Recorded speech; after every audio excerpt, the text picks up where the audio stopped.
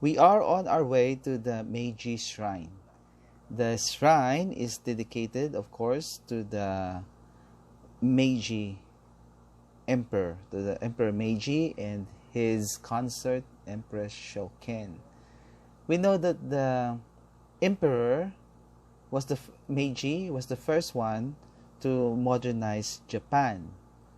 He was able to unite the power that was at the time divided among the different warlords, particularly the shogun, and he was able to unify Japan and modernize it. Now, this shrine is a large complex, and on the approach to the shrine, you will find the torii. Now, that is the gate, that torii. It marks the boundary between the human realm and that of the realm of the kami. The kami, of course, is the spirit that the Shinto worship in some sense, because they believe that these are spiritual beings. Now, just before you enter the torii or the gate, it is traditional that you wash your hands and your mouth for purification, just like what they're doing here now. So they're washing it in a certain manner, peculiar, of course, to the Shinto belief, that the way they do it.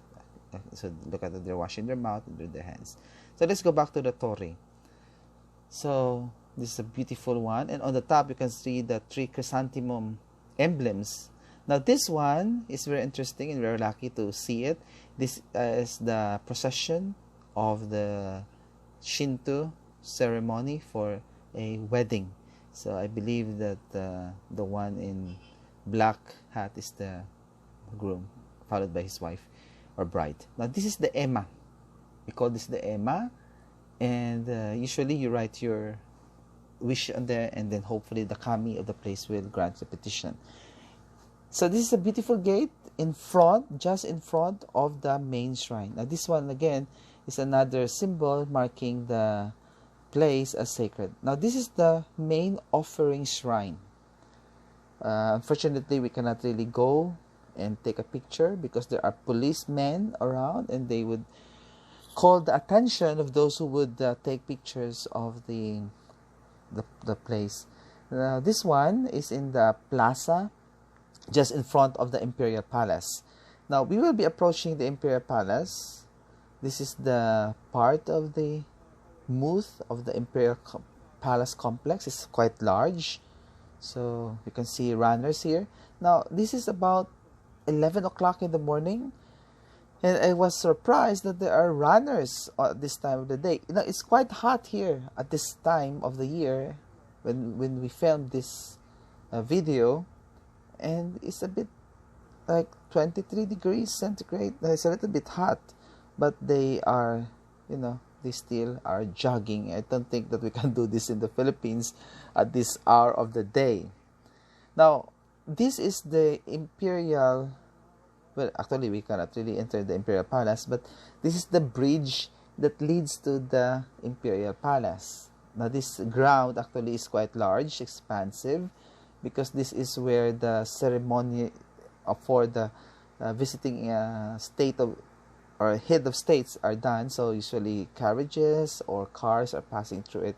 But for us ordinary people, of course, we are limited up to this place, and we cannot go any further.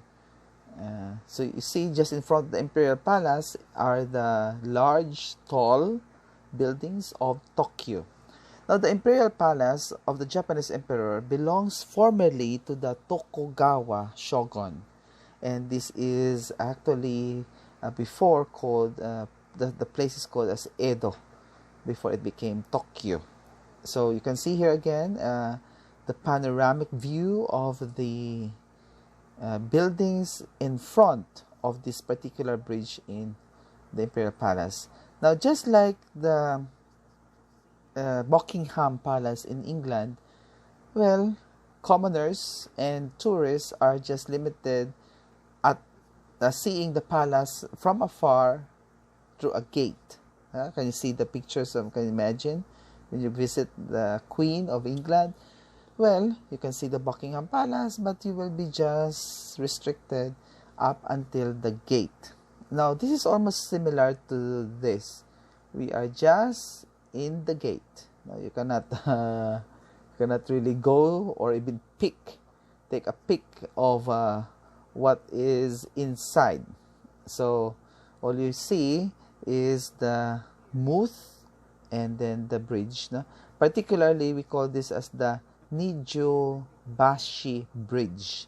Now, this is very famous because this is actually often photographed, the most photographed part.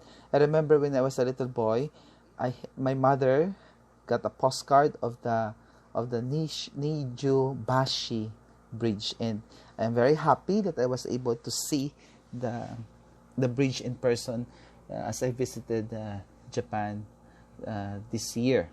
So this is the Nijo-bashi Bridge. Now there are actually two bridges that form an entrance to the inner palace, and this one I think is the first one, the outer one, and then there is the other bridge, which is they call this the